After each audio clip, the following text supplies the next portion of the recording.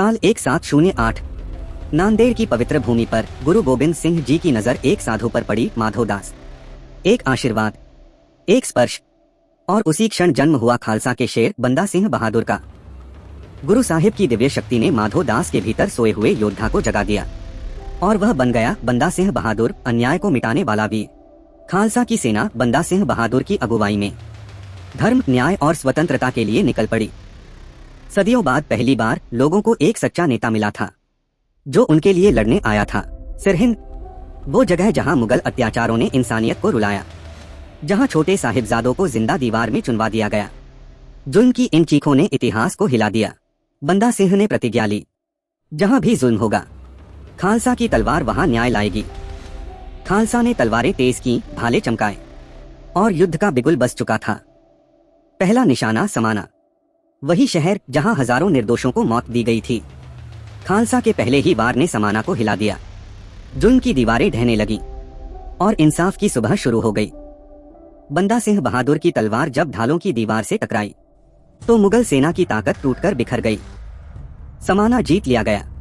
किले की दीवारों पर निशान साहिब लहराया और खालसा राज की पहली चिंगारी जल उठी। अब लक्ष्य था सिरहिंद, वही जगह जहां जुल्म का राक्षस वजीर खान बैठा था।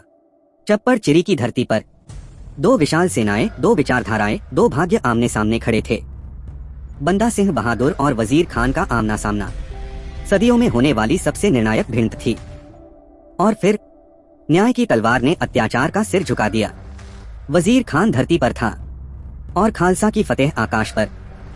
सिरहिंद गिर चुका था। निशान साहिब फिर एक बार हवा में लहराया और अत्याचार का अंधेरा मिट गया। इतिहास में पहली बार बंदा सिंह बहादुर ने जमीन उसी को दी जो उसका असली हकदार था, किसान। यह शुरुआत थी खालसा राज की, जहां धर्म था, न्याय था और समानता थी। लेकिन मुगल सत्ता खामोश नहीं रह सकती थी। लाखों की सेना बंदा सिंह को घेरने के लिए निकल पड़ी।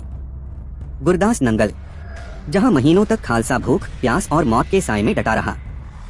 बंदा सिंह को कैद कर लिया गया, पर उसके संकल्प को कोई कैद नहीं कर सका। जंजीरें टूटी, पर उसका हौसला नहीं। आज भी दुनिया याद रखती है। बंदा सिंह बहादुर केवल एक योद्धा नहीं था, वह न्याय का दीपक था। एक ऐसी आत्मा जो हमेशा खालसा के दिलों में जिंदा रहेगी।